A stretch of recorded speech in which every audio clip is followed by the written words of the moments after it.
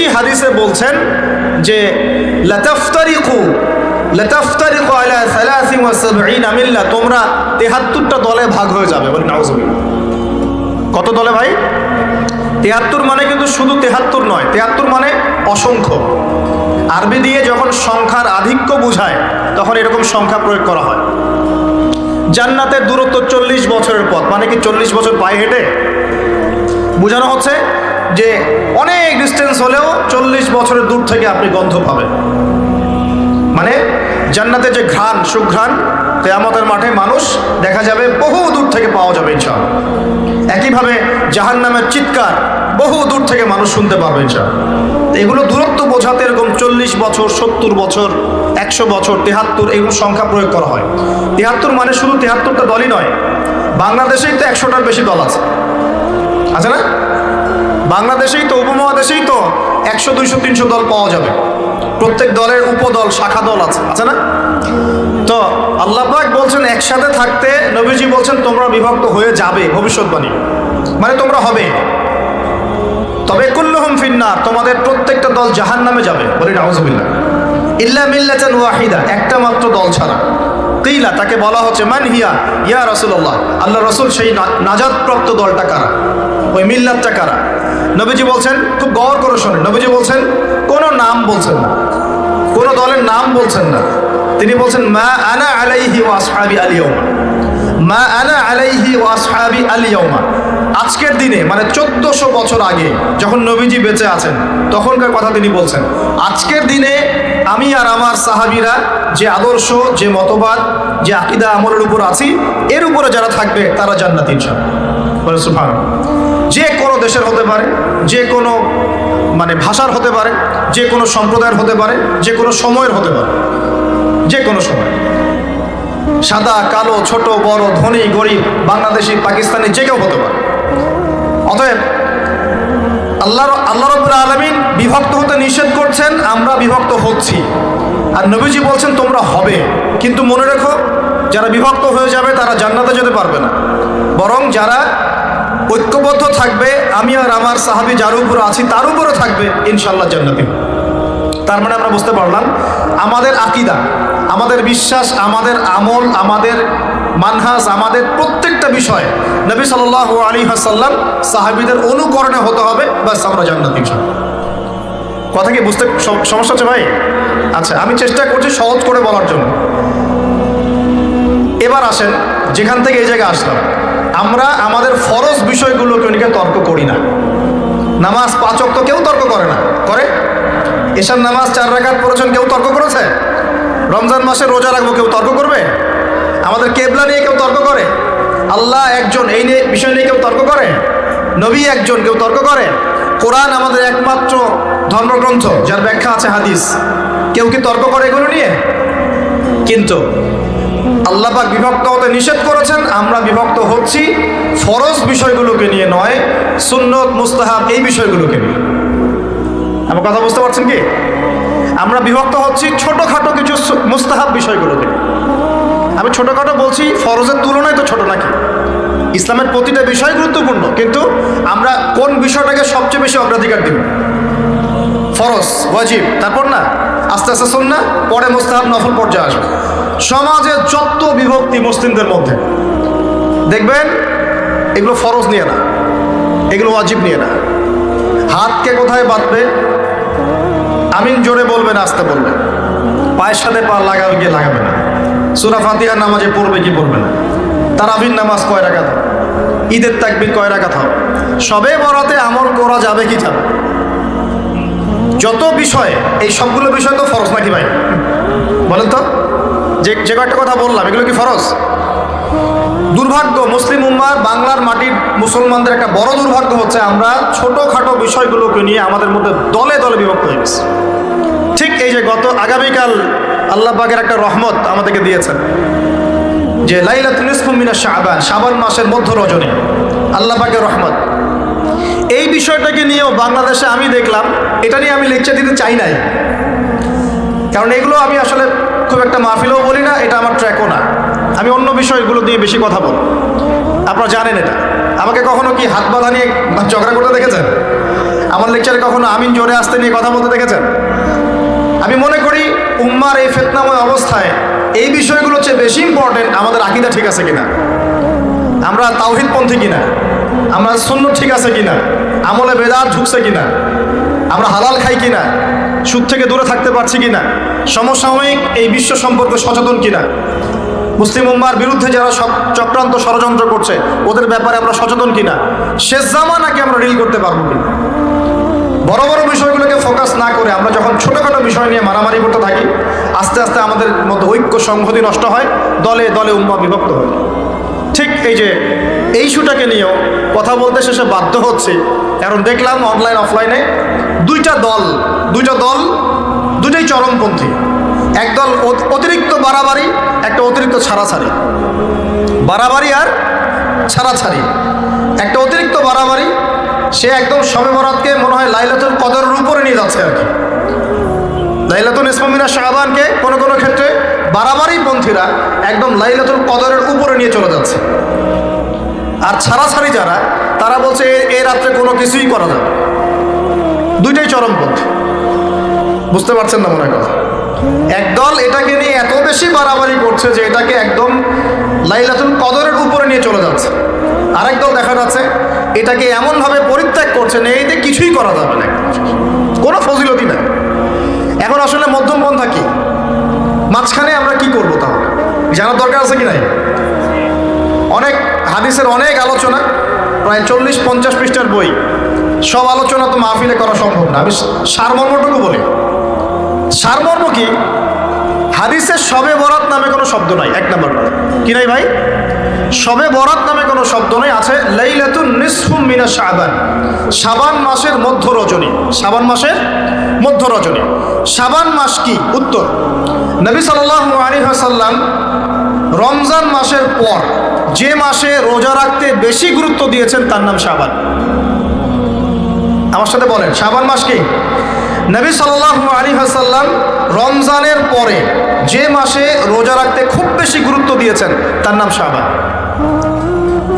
আয়েশা রাদিয়াল্লাহু আনহা তিনি বলতেন যে শাবান মাস আসলে নবী সাল্লাল্লাহু আলাইহি ওয়াসাল্লাম এত বেশি বেশি রোজা রাখতেন যে মনে হতো তিনি রোজা ছাড়বেনই না, সারা মাস রেখে ফেলবেন। বেশি থেকে বেশি রোজা রাখতেন শাবান মাসে। প্রশ্ন হচ্ছে কেন? উত্তর, এমনিতে এই মাসটা বরকতময় এবং এই মাসে আল্লাহ পাক তার রহমতে বিপুল সংখ্যক মানুষকে জাহান্নাম থেকে মুক্তি দান করেন। সুবহানাল্লাহ। নবী সাল্লাল্লাহু আলাইহি ওয়াসাল্লাম এই মাসকে তাজিম করতেন। এই মাসের সম্মানার্থে, এই মাসে আল্লাহর রহমত বরকতের স্বার্থে নবী করিম সাল্লাল্লাহু আলাইহি ওয়াসাল্লাম এই মাসে বেশি বেশি রোজা রেখেছেন। সুন্নত কি শিখলাম? শাবান মাসে বেশি বেশি রোজা রাখা সুন্নত। একটা কি পেলাম ভাই? শাবান মাসে বেশি বেশি রোজা রাখা সুন্নত। আপনি যদি মুকিম হন, শরীর সুস্থ থাকে, মুসাফির না, আপনার সুস্থতা আছে, সব ঠিক আছে, আপনি চেষ্টা করবেন এই মাসে বেশি বেশি রোজা রাখতে। পারা যাবে ইনশাল্লাহ। এটা নবীর সুন্নত হবে। আরেকটা হাদিস মাথায় নিয়ে নেন, আজকে সারা ওয়াজ ভুলে গেলে এই ওয়াজটা ভুলেন না। কি হাদিস? নবীজি বলছেন, তোমাদের সামনে, হে আমার সাহাবীরা, তোমাদের সামনে এমন একটা যুগ আসছে, ওই যুগে আমার সুন্নতকে ধরে রাখাটা হাতের মধ্যে আগুন ধরে রাখার মতো হবে। আমি অনেকদিন এই লেকচারে এই হাদিসটা বলেছি। তোমাদের সামনে এমন একটা কঠিন যুগ আসছে, জামানা সবরিন, সবরের যুগ, কঠিন যুগ। ওই যুগে ঈমান ধরে রাখা, মানে আমার সুন্নতের উপর থাকা, হাতে আগুন ধরে রাখার মতো হবে। ওই যুগে যদি তোমরা আমার একটা সুন্নতকে জীবিত করতে পারো, সমাজে একটা সুন্নত মরে গেছে, ওটাকে আবার জীবিত করতে পারো, তাহলে 50 জন শহীদ সাহাবীর নেকি পাবে। হাদিসটা বুঝলেন? শুধু নেকি না, আপনি 50 জন শহীদ সাহাবীর নেকি পাবেন যখন চলমান সমাজে একটা সুন্নত মিটে গেছে, নাই, মানুষ আমল করছে না, কিন্তু আপনি সেটাকে জীবিত করলেন। পারা যাবে ইনশাল্লাহ। একটা দেখাচ্ছি, যেমন সাহাবীদের যুগে মানুষ মসজিদে ঢুকলে কি করতো জানেন? আগে 2 রাকাত নামাজ পড়তো। কি করতো? মসজিদে ঢুকেই, ওযু অবস্থায় মসজিদে ঢুকেই তারা বসতেন না। আগে 2 রাকাত নামাজ পড়তেন, দুখুলুল মসজিদ বা তাহিয়াতুল মসজিদ, তারপরে বসতেন। আর নবীজি বলেছেন কিয়ামতের আগে আগে এই দুখুলুল মসজিদ, তাহিয়াতুল মসজিদ, এই নামাজটা উঠে যাবে। উঠে যাচ্ছে না আস্তে আস্তে। মসজিদে ঢুকলে মানুষ ধাপ করে বসে পড়ে। তাই না? মানুষ ভুলেই গেছে এটা সুন্নত। এখন আপনি যদি এই সুন্নতটাকে আবার জীবিত করতে পারেন, ইনশাল্লাহ 50 জন শহীদ সাহাবীর নেকি পাবেন। সমাজে এখন দাড়ি শেভ করা ফ্যাশন হয়ে গেছে, বুঝছে না? অনেকে শেভ না করলে চাকরি দেয় না। শেভ না করলে কি হয় না? চাকরি পাওয়া যায় না। স্কুলে তো না, কলেজে গিয়ে পড়তে গেলে ক্লাস করতে দেয় না। দাঁড়িয়ে আছে, যাও সব করে আসো, তাই বলে। এখন সমাজ চলছে উল্টা। এখন যদি আপনি নবীর সুন্নতকে আবার জীবিত করতে পারেন, 50 জন শহীদ সাহাবীর নেকি পাবেন ইনশাআল্লাহ। রাতে ঘুমানোর সময় একটা সুন্নত আছে, 33 বার সুবহানাল্লাহ, 33 বার আলহামদুলিল্লাহ, 34 বার কি আল্লাহু আকবার। আপনি যদি পড়তে পারেন, ইনশাআল্লাহ আল্লাহ পাক আপনাকে নেকি দেবে। সমাজের বহু মানুষ চুল একদম এখন মেসি রোনাল্ডো কাট, তাই না? মেসি কাট আর রোনাল্ডো কাট। আর আমি সিলেট অঞ্চলে দেখে আসছি একদম লন্ডন কাট, 2 পাশ ছিলে মাঝখানে চুল, লন্ডন থেকে শিখে আসছে। এখন চুলেরও কিন্তু সুন্নত আছে, আছে কি নাই? দাড়ির যেমন সুন্নত আছে, চুলের সুন্নত নাই। একদম সামন পিছন সমান করতে পারেন, অথবা যদি চুল নাই থাকে তাহলে চুল মাথা মুন্ডন করেও রাখতে পারেন। অনেক সাহাবী মাথা মুন্ডিত ছিল। আবার অথবা কানের লতি পর্যন্ত বা কাঁধ বাবড়ি রাখতে পারে। এটা চুলের সুন্নত হলো কিনা? এখন সমাজের সব মানুষ এই সুন্নতটাকে ভুলে গেছে। আপনি সুন্নত মনে করে রেখেছেন, ইনশাল্লাহ আপনি নেকি পাবেন ইনশাআল্লাহ। এরকম অগণিত সুন্নত আছে, অগণিত, যেগুলো আমাদের সমাজ থেকে আস্তে আস্তে উঠে যাচ্ছে। আমি খুব দুঃখের সাথে বলছি, অনেক মসজিদে ফরজ নামাজ পড়ার পরে আমরা কি করি? একটা মোনাজাত করি, আল্লাহুম্মা আমিন বিরহমাতিকা ইয়া আরহামার রাহিম, ব্যাস উঠে চলে গেল, তাই না? উঠে চলে যায় না? তারপর স্যান্ডেল নিয়ে বাইরে চলে গেল। অথচ সালাম ফিরানোর পরে একবার বলতে হয় আল্লাহু আকবার। কি বলতে হয়? 3 বার বলতে হয় আস্তাগফিরুল্লাহ আস্তাগফিরুল্লাহ আস্তাগফিরুল্লাহ। বলতে হয় আল্লাহুম্মা আনতাস সালাম ওয়া মিনকাস সালাম তাবারাকতা ইয়া যাল জালালি ওয়াল ইকরাম। একবার পড়তে হয় আয়াতুল কুরসি, 33 বার সুবহানাল্লাহ, 33 বার আলহামদুলিল্লাহ, 33 বার আল্লাহু আকবার, তারপর কালিমা শাহাদা। এরপর সূরা ফালাক একবার, সূরা নাস একবার, ইখলাস একবার। আরো দোয়া, অনেক দোয়া আছে। আল্লাহুম্মা লা মানিআ লিমা আ'তাইত ওয়া লা মু'তিয়া লিমা মানা'ত ওয়া লা ইয়ানফা'ু যাল জাদ্দি মিনকাল জাদ্দ। পড়তে হয় আল্লাহুম্মা ইন্নী আউযু বিকা মিনাল হাম্মি ওয়াল হাযান ওয়াল আজজি ওয়াল কাসালি ওয়াল বুখলি ওয়াল জুবন ওয়া দালা'id দাইন ওয়া গালাবাতির রিজাল। পড়তে হয় আল্লাহুম্মা আ'ইন্নী আলা যিকরিকা ওয়া শুকরিকা ওয়া হুসনি ইবাদাতিক। আরো অনেক দোয়া আছে। দেখেন তো, মোনাজাত করেন, আমি তো না করছি না, আমি তর্ক করতে আসি না এখানে, এটা নিয়ে আমি ঝগড়া করতে আসি। কিন্তু এই সুন্নতটা যে উঠে গেল, মোনাজাতটা করে যে মসজিদ থেকে বের হয়ে চলে গেলে, এই সুন্নতটার উপর আমল কে করবেন? সুন্নত উঠে গেল না? আপনি যদি বসে এখন সুন্নতটা প্রতিষ্ঠা করেন, 50 জন শহীদ সাহাবীর নেকি পাবেন ইনশাআল্লাহ। এগুলো তো গেল আমলিয়াত। সমাজ চলছে সুদের উপরে, আপনি যদি হালাল অর্থনীতি প্রবর্তন করতে পারেন তাহলে কত নেকি পাবেন? সমাজ চলছে জেনায়, আপনি এখন পর্দা প্রতিষ্ঠা করলেন, তাহলে কত নাকি পাবেন? সমাজে চলছে দুর্নীতি, আপনি এখন আমানতদারিতা ইনসাফ প্রতিষ্ঠা করলেন, কত নাকি পাবেন? সমাজে চলছে শয়তানি, সব শয়তানি। কি চলছে? শয়তানি। এখন আপনি আল্লাহ রাব্বুল আলামিনের ওহী প্রতিষ্ঠা করলেন, কত নাকি পাবেন? নিঃসন্দেহে আর অনেক বেশি নাকি পাবেন। আল্লাহ পাক আমাদেরকে সেই লক্ষ্যে কাজ করার তৌফিক দান। প্রিয় ভাইরা, যে কথা বলতে গিয়ে এখানে আসলাম, এক বাড়াবাড়ি এক কি ছাড়াছাড়ি, এর মাঝখানে কি একটা ফজিলত জানলাম। শাবান মাস মানেই এই মাসে নবীজি বেশি বেশি রোজা রাখতেন। তাহলে আমরা কি করবো এই মাসে ভাই? 1 নম্বর কাজ, বেশি বেশি রোজা রাখার চেষ্টা করবো ইনশাআল্লাহ। আল্লাহ তৌফিক দান করবেন। এবার আরেকটা পয়েন্ট বলি, সামনে রমাদান মাস। রমজান মাস আসলে আমরা মাশাআল্লাহ পরিপূর্ণ মুসলিম হওয়ার চেষ্টা করি, কিন্তু সারা বছর এটা ধরে রাখতে পারি না। রমজান মাসে যে নামাজ পড়ে না সেও মসজিদে যায়। দেখা যায় যে জুমার নামাজও পড়ে না, ও তারাবির নামাজ পড়তে যায়, যায় কি না? ওই দিন গিয়ে বলে এসি দেন, ইমাম সাহেব এসি অন করেন, তাই না? সারা বছর তো আসে নাই। ওই দিন গিয়ে বলে ইমাম সাহেব এসি বন্ধ কেন? এই মুয়াজ্জিন সাহেব ফ্যান দেন। তখন ওখানে গিয়ে মানে কি বলবো, হ্যাঁ পাতকপরি করে আর কি। যাক, তারপরেও যে মসজিদে আসছে আমরা দোয়া করি আল্লাহ হেদায়েত দান করুন। আমরা তো কাউকে পিছনে ফিরাই দিব না, দিব? এখন রমজান মাস আসলে আমরা মাশাআল্লাহ রোজা রাখি, মানুষকে ইফতার করাই, দান সদকা করি, আমরা যাকাত দেই, তারাবি পড়ি, কোরআন তেলাওয়াত করি, আমরা মাশাআল্লাহ অনেক আমল করি। এই আমলগুলো কি একবারে ধাপাস করে ধরে ফেলা সম্ভব? না একটা আস্তে আস্তে ট্রেনিং প্রসেস লাগে? একটা ফ্যান চালু করলে ফ্যানটা কি শুরুতেই ধাপাস করে ঘুরতে শুরু করবে, নাকি আস্তে স্লোলি সে মোমেন্টাম ধরবে? কোনটা? আস্তে আস্তে সে গতি পাবে না, ধীরে ধীরে গতি পাবে। ঠিক শাবান মাসে এত বেশি রোজা রাখা, ইবাদত করার অর্থ কি? যাতে রমজান মাসে আপনি পরিপূর্ণ ইবাদত করতে পারেন। বুঝতে পারছেন কথা? রমজানে গিয়ে তো শুরুতেই সব ইবাদত ধরে ফেলা সম্ভব হবে না। মনে করেন আগামীকাল পহেলা রমজান, আজকে থেকে আপনি সব ইবাদত একসাথে করতে পারবেন?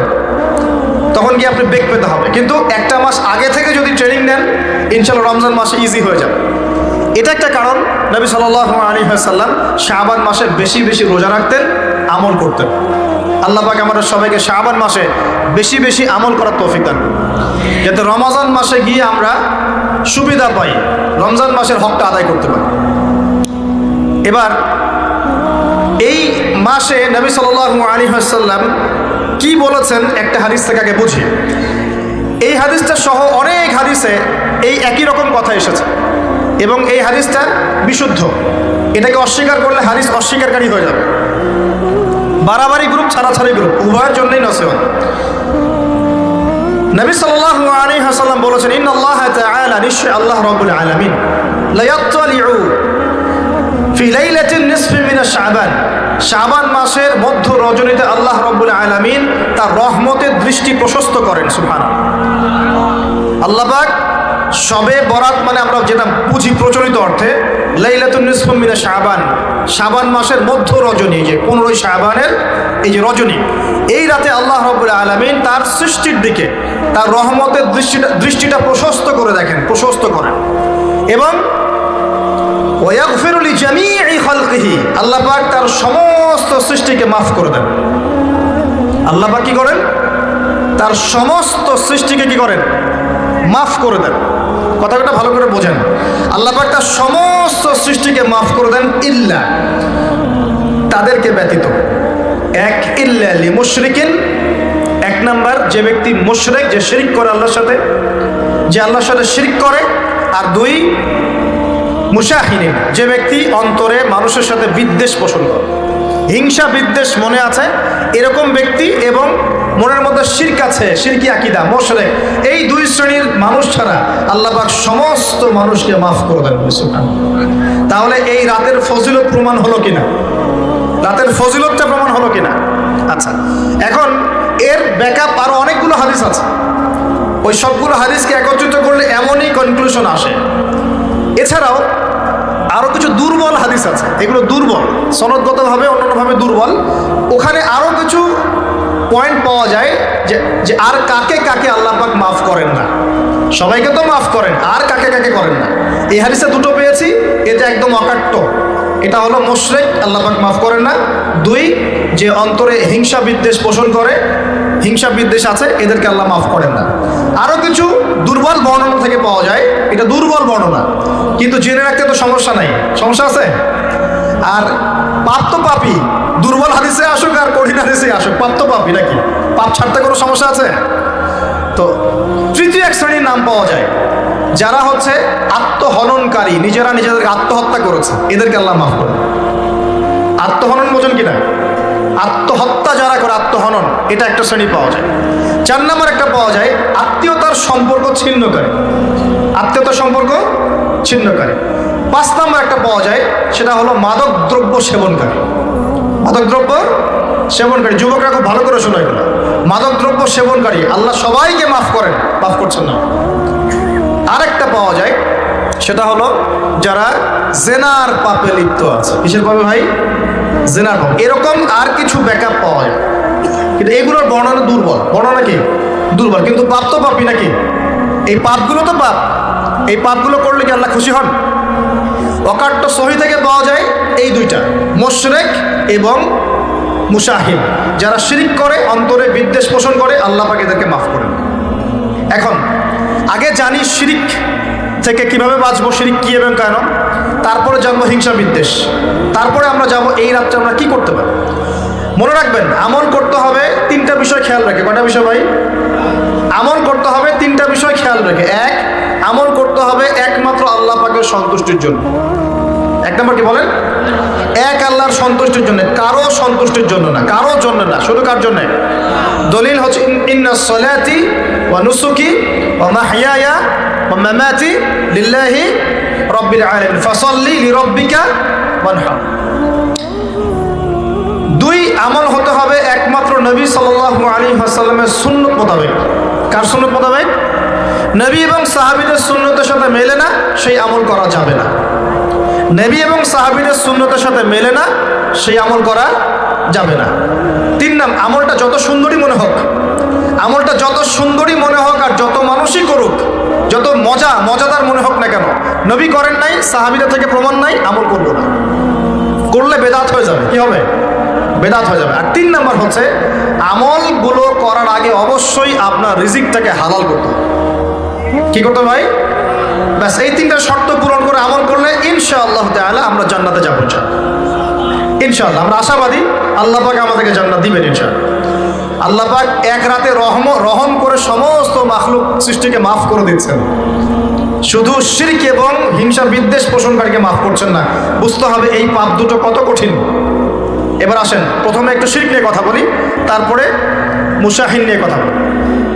ধৈর্য ধরবেন তো নাকি? দেরি হচ্ছে? সবর করেন। এখন প্রথমে জানি শিরক কি এবং কেন। শিরক হচ্ছে এমন একটা পাপ, যেই পাপ আমলনামায় থাকলে পরে বিনা তওবায় যদি সেই ব্যক্তি মারা যায়, আল্লাহ পাক তাকে মাফ করবেন না। ভালো করে শোনেন, শিরক এমন একটা পাপ, যে পাপ যদি আমলনামায় থেকে যায়, বিনা তওবায় সে মারা যায়, শিরকের পাপ নিয়ে আল্লাহর সামনে দাঁড়ায়, আল্লাহ তাকে মাফ করবেন না। দলিল সূরা নিসা, আল্লাহ পাক বলছেন ইন্নাল্লাহা লা ইয়াগফিরু আন ইউশরাকা বিহি ওয়া ইয়াগফিরু মা দুনা যালিকা লিমান ইয়াশা। আল্লাহ পাক তার সাথে শিরকের গুনাহ মাফ করবেন না, এছাড়া যে কোনো গুনাহ যাকে ইচ্ছা মাফ করবেন। বুঝাচ্ছি, মনে করেন একজন ব্যক্তি জেনা করেছে, কথার কথা নাউযুবিল্লাহ, একজন ব্যক্তি জেনা করেছে বা মিথ্যা কথা বলেছে বা ধরেন মদ খেয়েছে ইত্যাদি। এখন সে তওবা করলে তো মাফ পেতই, তওবা করলে মাফ হতো না? তওবা করলে মাফ তো পেতই। মনে করেন তওবা না করেই মারা গেছে, আল্লাহ পাক চাইলে কিয়ামতের মাঠে এই পাপও বিনা তওবাতেই মাফ করতে পারে। কথা বুঝতে পারছেন না? বুঝতে পারছেন না মনে হয়। মনে করেন একজন ব্যক্তি মদ খেয়েছে, জেনা করেছে ইত্যাদি, সে তওবা করার ফুরসত পায় নাই, বিনা তওবায় মারা গেছে। আল্লাহ পাক চাইলে কিয়ামতের মাঠে তওবা না করা সত্ত্বেও আল্লাহ পাক তাকে মাফ করতে পারে। কিন্তু একজন ব্যক্তি শিরকের পাপ করেছে, তওবা না করে মারা গেছে, আল্লাহ পাক কিয়ামতের মাঠে শিরকের পাপ মাফ করবেন। আমি কি বুঝতে পারছি? অন্য পাপের কারণে আল্লাহ রাব্বুল আলামিন শাস্তি দিয়ে হোক, কোনো একটা ভাবে হোক, নবীর সুপারিশের মাধ্যমে হোক, তাকে জাহান্নামে গেলেও সেখান থেকে বের করে জান্নাতে দিবেন ইনশাআল্লাহ। কিন্তু শিরকের পাপ যার আমলনামায় থাকবে, তার উপর জান্নাতকে হারাম করে দেওয়া হয়েছে। বলেন নাউযুবিল্লাহ। সূরা মাইদায় দলিল আছে, শিরকের পাপ যার আমলনামায় আছে তার জন্য জান্নাতকে হারাম করে দেওয়া হয়েছে। শিরক মানে অংশীদার সাব্যস্ত করা, আল্লাহ পাকের সাথে কাউকে সমকক্ষ করা। শিরক কত প্রকার হয়? উত্তর তিন প্রকার। কয় প্রকার ভাই? বিশ্বাসে শিরক হয়, মানে আকীদায় শিরক হয়। আমলে শিরক হয়, মানে কাজে শিরক হয়। কথা বা লিসানে শিরক হয়। মনে থাকবে? এক নাম্বার কিসে শিরক হয়? বলেন আমার সাথে। বিশ্বাসে শিরক হয়, আকীদায় শিরক হয়। দুই নাম্বার আমলে শিরক হয়, কাজে শিরক হয়। তিন নাম্বার কথায় শিরক হয়। কয়েকটা এক্সাম্পল দিয়ে বুঝতে পারবো। একজন ব্যক্তি মনে করেন বিশ্বাস করে যে আল্লাহ বলতে কেউ নাই, কি হবে এটা? বলেন শিরক। একজন ব্যক্তি মনে করেন বিশ্বাস করে যে আল্লাহ আছে, আরো ইলাহ আছে, তাহলে কি হবে? কেউ যদি বিশ্বাস করে আল্লাহর সন্তান আছে, কি হবে? কেউ যদি বিশ্বাস করে মহাবিশ্ব আল্লাহ সৃষ্টি করে নাই, বিগ ব্যাং থেকে সৃষ্টি হয়েছে, কি হবে? কেউ যদি বিশ্বাস করে আল্লাহ মানুষকে সৃষ্টি করে নাই, মানুষ বানর থেকে হয়েছে, কি হবে?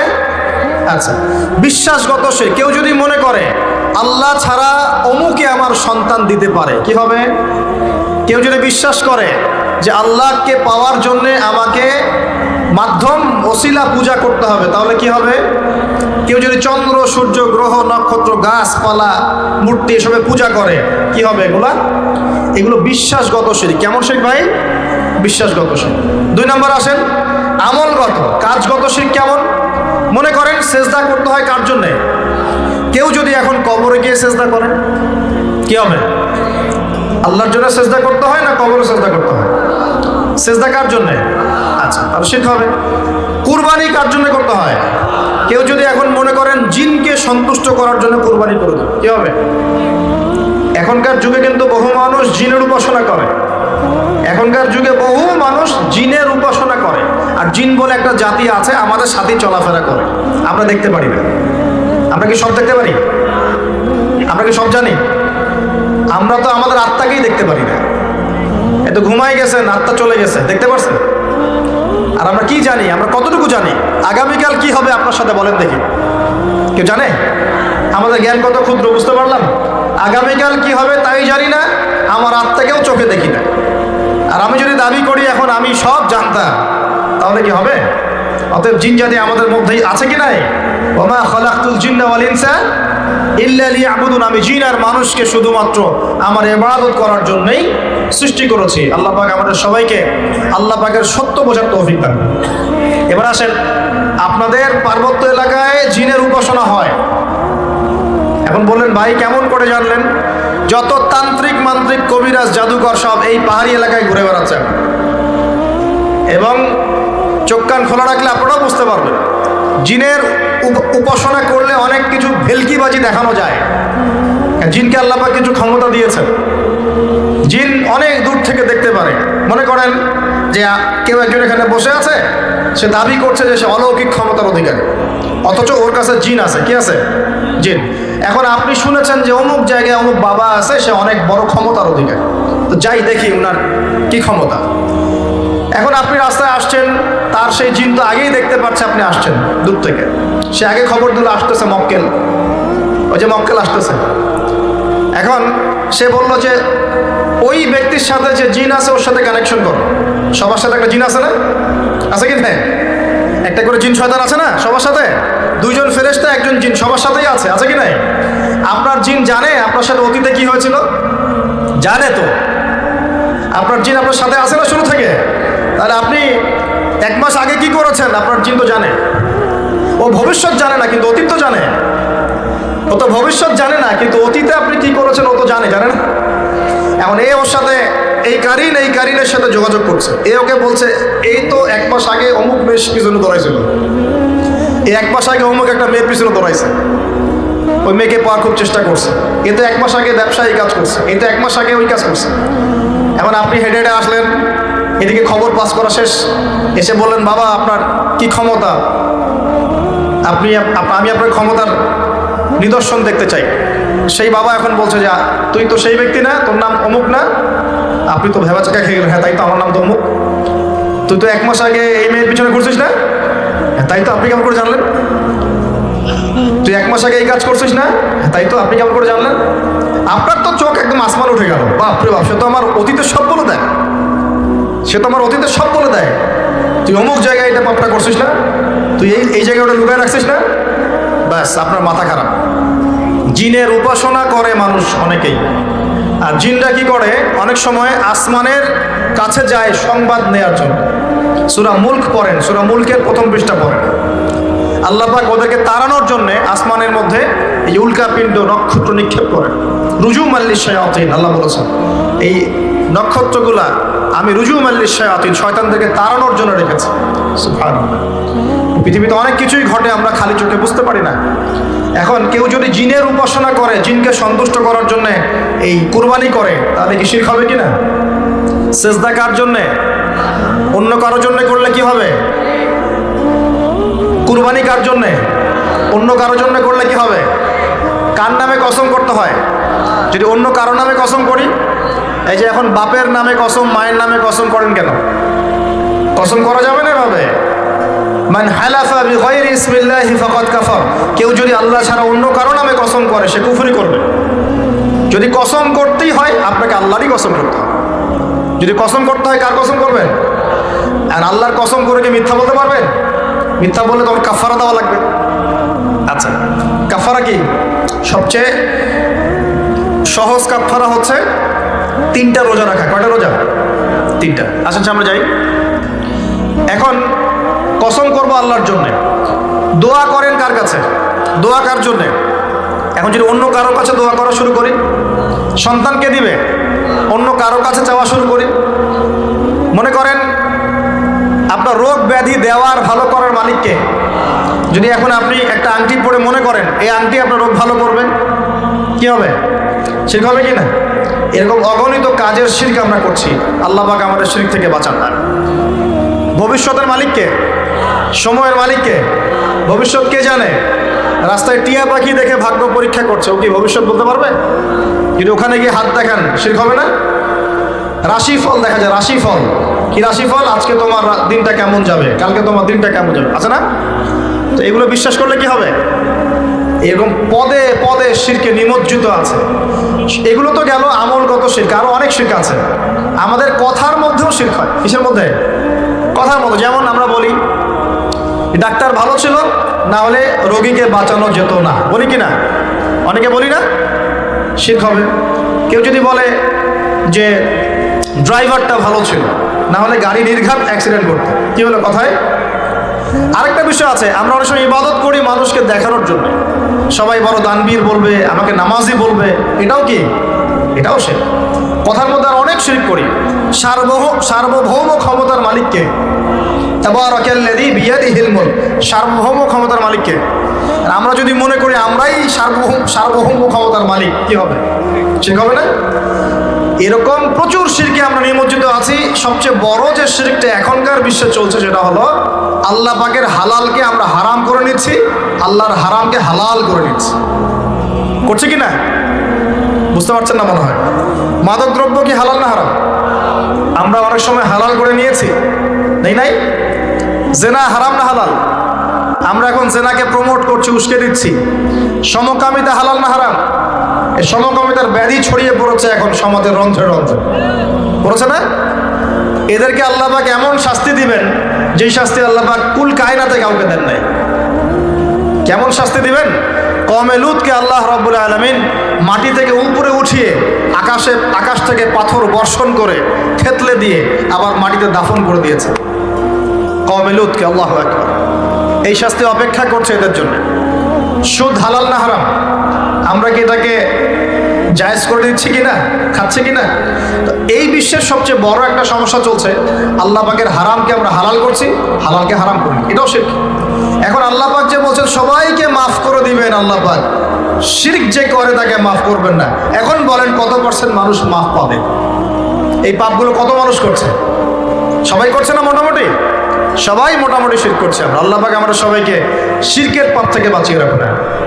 এর পাশে একটা শিরক আছে রিয়া বা গোপন শিরক, লোক দেখানো আমল, এটাও গোপন শিরক। আর এক শ্রেণী। আচ্ছা, এখানে একটা কথা বলে রাখি, এই শিরকগুলো থেকে বেঁচে থাকলে কি হবে? শিরক থেকে বেঁচে থাকলে আপনার আমলনামায় যদি আসমান জমিন সমান গোনাও থাকে, আল্লাহ পাক সমস্ত গোনা মাফ করে দিবেন ইনশাআল্লাহ। মনে করেন একজন ব্যক্তির আমলনামায় জেনা, সুদ, ঘুষ, হাবি জাবি দুনিয়ার পাপ দিয়ে ভর্তি, কিন্তু কোনো একটা কারণে বা কোনো একভাবে তার আমলনামায় শিরকের কোনো গোনা নাই, শিরক করে নাই, ইনশাআল্লাহু তাআলা কোনো না কোনো ওসিলায় হলে আল্লাহ পাক তাকে কিয়ামতের মাঠে মাফ করে দেবেন ইনশাআল্লাহ। একটা হাদিস বললেই যথেষ্ট হবে, তারপরে সামনে যাব। রাসূল সাল্লাল্লাহু আলাইহি ওয়াসাল্লামকে আল্লাহ পাক মেরাজের রাতে ওয়াদা করেছেন। কোন রাতে ভাই? মেরাজের রাতে ওয়াদা করেছেন, হে মুহাম্মদ সাল্লাল্লাহু আলাইহি ওয়াসাল্লাম, তোমার উম্মতের মধ্যে যে কোনো ব্যক্তি যত বড়ই পাপ করুক না কেন, আসমান জমিনের সমানও যদি পাপ করে আমার সামনে দাঁড়ায়, কিন্তু তার আমলনামায় শিরকের পাপ নাই, আমি আল্লাহ তার সামনে আসমান জমিন সমান ক্ষমা নিয়ে হাজির হব, মানে সে মাফ পেয়ে যাবে। অতএব শিরক মুক্ত আমল করতে পারলে ইনশাআল্লাহ এই নিসফু মিনা শাবান, লাইলাতুন নিসফি মিনা শাবান, এই শবে বরাত যেটা আপনারা বলছেন, এই রাতে আল্লাহ পাকের ক্ষমা আমরা পেয়ে যাব ইনশাআল্লাহ। শিরক মুক্ত আমল করতে পারলেই ক্ষমা হবে ইনশাআল্লাহ। আল্লাহ পাক আমাদের সবাইকে শিরক থেকে বেঁচে থাকার তৌফিক দান করুন। এই শিরক সম্পর্কে বিস্তারিত জানার জন্য শিরক কি ও কেন, কিতাব ও তাওহীদ, তারপরে কোরআন সুন্নাহর আলোকে ইসলামী আকীদা, এই বইগুলো পড়াশোনা করেন, ইনশাআল্লাহ জানতে পারবেন। মানুষকে আল্লাহ পাক মাফ করবেন না। এরা কারা? মুশাহিন। মুশাহিন মানে কি? যারা একে অপরের সাথে হিংসা বিদ্বেষ পোষণ করে। এখন বলেন দেখি, হিংসা বিদ্বেষ পোষণ করেন এমন মানুষ আছে এখন? বলেন দেখি। রাজনৈতিক অঙ্গনে একজন একজনের সাথে হিংসা করছে কি না? সামাজিক নেতৃত্ব নিয়ে একজন আরেকজনের সাথে হিংসা করছে কিনা, পরিবারের মধ্যেও একজন আরেকজনের সাথে হিংসা করছে কিনা, ভাই ভাই একজন আরেকজনের সাথে হিংসা করছে কিনা, আলেম একজন আরেকজনের সাথে হিংসা করছে কিনা, করছে না? বক্তা একজন আরেকজনের সাথে হিংসা করে কিনা? ধর্ম থেকে শুরু করে বিশ্ব রাজনীতি পর্যন্ত হিংসার দাবানলে এখন পুরো বিশ্বের মানুষ জ্বলে পুরো শেষ হয়ে যাচ্ছে, হচ্ছে না? মহিলা হিংসা করে কিনা, সতীনে হিংসা করে কিনা? সতীন বোঝেন কিনা? বিয়েই তো করেন নাই, সতীন বুঝবেন কি? সতীন কি জিনিস? দুই বউ একবার কি হয়? সতীনে হিংসা করে কিনা? আয়েশা রাদিয়াল্লাহু আনহা বাসায় মানে ঘরে নবী সাল্লাল্লাহু আলাইহি ওয়াসাল্লাম বসে আছেন, ঢুকেছেন, আর অন্য একজন স্ত্রীর ঘর থেকে একটা খাবার আসতে পারে না, ভালোবেসে মহব্বত করে হাদিয়া দিয়েছেন। আয়েশা রাদিয়াল্লাহু আনহা যখন দেখলেন তার ঘরের মধ্যে খাবার পাঠিয়েছে অন্য একজন স্ত্রী, পুরো থালাটাকে মাথার উপর নিয়ে ধাবাস করে ভেঙে ফেলে দিলেন। তো রাসূলুল্লাহ সাল্লাল্লাহু আলাইহি ওয়াসাল্লাম মুচকি হাসছেন, আর উপস্থিত হয়তো আরো দু একজন ছিলেন, তাদেরকে বলছেন তোমাদের মা রাগ করেছে। তিনি নিজেই হাতে সেগুলো তুললেন, সব ভাঙাচুরা পিসগুলো নিজে তুলে রেখে দিয়ে ভালো থালা বাটিগুলো হাদিয়া পাঠালেন ওই স্ত্রী ঘরে, যে ঘর থেকে খাবার এসেছে। এইভাবে ডিল করতে হয় আর কি। রাসূল সাল্লাল্লাহু আলাইহি ওয়াসাল্লাম তখন রাগ হন নাই, কেন এই কাজ করলা? আরেকদিন আয়েশা রাদিয়াল্লাহু আনহা একটা কথা বলে ফেলেছেন। নবী সাল্লাল্লাহু আলাইহি ওয়াসাল্লাম তার কোন এক স্ত্রীর কাছ থেকে এসেছেন। আয়েশা রাদিয়াল্লাহু আনহা বলছেন, আপনি তার কথা কিভাবে স্মরণ করেন? সে তো একটু খাটো, এরকম একটা কথা বলেছেন, সে তো একটু খাটো, একটু বেটে। আয়েশা রাদিয়াল্লাহু আনহাকে আমাদের নবীজি বলছেন, শোনো, তুমি এমন একটা কথা বলেছ, আমাদের সবার জন্য হেদায়েত আছে, তুমি এমন একটা কথা বলেছ, এই কথাটা যদি সমুদ্রের সাথে মিশিয়ে দেওয়া হয় পুরো সমুদ্রের পানি দূষিত হয়ে যাবে, বলি নাউজুবিল্লাহ।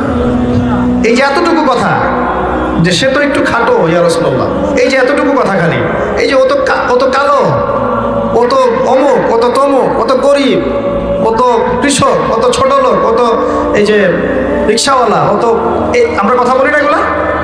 আমাদের এগুলো কথা আছে না সমাজে? এগুলো বলার সাথে সাথেই এটা এমন পাপ হয়ে যায়, সাগরের মধ্যে এই পাপ মিশিয়ে দিলে সাগরের পানি নষ্ট হয়ে যাবে, নাউজুবিল্লাহ। এরকম হিংসা বিদ্বেষ মনে থাকলে তাজকিয়া পাওয়া যায় না। তাজকিয়া মানে আত্মশুদ্ধি। তো এখানে এটা স্বভাব সুলভ, মানুষের মধ্যে এসে যায়, আসে কি না? আসে না? এই সবে লাইলাতুল নিসফু মিনা শাবানের হাদিসগুলোর মধ্যে একটা হাদিসে আসছে, সনদের কথা আমি বলছি না, আমি প্রসঙ্গটা বলছি, যে আয়েশা রাদিয়াল্লাহু আনহা বলছেন, আমি ঘুম থেকে উঠে দেখি রাসূল সাল্লাল্লাহু আলাইহি ওয়াসাল্লাম নামাজ পড়ছেন। কি পড়ছেন? নামাজ, তার ঘরে নামাজ পড়ছেন। নামাজে এত লম্বা সেজদা করছেন যে আমার কাছে মনে হলো নবী মনে হয় ইন্তেকাল করেছেন, নাউজুবিল্লাহ। তারপরে আমি তাকে তার বুড়ো আঙ্গুল ধরে নাড়া দিলাম। নবী সাল্লাল্লাহু আলাইহি ওয়াসাল্লাম তাড়াতাড়ি নামাজ শেষ করলেন, শেষ করে বললেন, আজকের রাত এমন একটা রাত, এই রাতে আল্লাহ রাব্বুল আলামিন তার অসংখ্য বান্দাকে মাফ করে দেন। এরপর তিনি আবার ঘুমিয়ে গেলেন, আয়েশা রাদিয়াল্লাহু আনহা। এবার উঠে বলছেন, আমি দেখলাম যে নবী সাল্লাল্লাহু আলাইহি ওয়াসাল্লাম আমার ঘরে নাই। তখন তিনি বলছেন, আমার মনের মধ্যে তখন ওই মানে ফিলিংস আসলো যেটা মেয়েদের মধ্যে স্বভাব সুলভ চলে আসে। আমি মনে করলাম যে রাসূলুল্লাহ সাল্লাল্লাহু আলাইহি ওয়াসাল্লাম কি অন্য কোনো স্ত্রীর ঘরে চলে গেলেন আমাকে ছেড়ে। তখন আমি চাদর মুড়ি দিয়ে তাকে পিছু নেওয়া শুরু করলাম। পিছে গিয়ে দেখলাম রাসূল সাল্লাল্লাহু আলাইহি ওয়াসাল্লাম ওই জান্নাতুল বাকি বলি না আমরা, বাকিয়া গারকাত, মদিনায় মসজিদ নববীর পাশে কবরস্থান আছে না, ওই কবরস্থানে নবী সাল্লাল্লাহু আলাইহি ওয়াসাল্লাম দাঁড়িয়ে মাইয়েতের জন্য দোয়া করছেন। সুবহানাল্লাহ। আয়েশা রাদিয়াল্লাহু আনহা গিয়ে দাঁড়ালেন, নবীজি বললেন, তুমি কি মনে করেছো আমি তোমার সাথে প্রতারণা করছি, আমি তোমার হক নষ্ট করব? বরং আজকের রাতে আল্লাহ রাব্বুল আলামিন অগণিত মানুষকে মাফ করে দেন বলে। সুবহানাল্লাহ। এই হাদিসগুলো এসেছে শবে বরাত প্রসঙ্গে। এখানেও দেখেন আয়েশা রাদিয়াল্লাহু আনহা কিন্তু একটু জেলাসি ফিল করেছেন যে আমার ঘর থেকে আবার অন্য স্ত্রী ঘরে চলে গেল কিনা। এগুলো স্বভাব সুলভ, এগুলো আসতে পারে, এগুলো মানুষের মধ্যে কি আসতে পারে, কিন্তু বিদ্বেষ পোষণ করে একে অপরের ক্ষতি করে দেওয়া, এই কাজগুলো যারা করবে আল্লাহ পাক এই রাতে ওদেরকে মাফ করবেন না। এখন আমাদের জন্য আগে নসিহত দুইটা। এই রাত্রের ফজিলত পেতে হলে নসিহত আগে দুইটা। এক, আমাদের আকীদা আমলে কোনো শিরক থাকা যাবে না, বলি আমিন। আল্লাহ কবুল করুন। আমাদের আকীদা এবং আমলে কোনো প্রকার শিরক রাখা যাবে না। দুই, আমরা মনের মধ্যে কোনো ভাইয়ের প্রতি হিংসা বিদ্বেষ রাখবো না। রাখবো ইনশাল্লাহ? রাখবো না। আমরা কোনো ভাইয়ের প্রতি হিংসা বিদ্বেষ পোষণ করবো না ইনশাল্লাহ। একটা হাদিস বললেই আপনি বুঝে ফেলবেন, তারপর আমি সামনে যাচ্ছি, এরপরে আমি আস্তে আস্তে ফিনিশিং দিব ইনশাল্লাহ।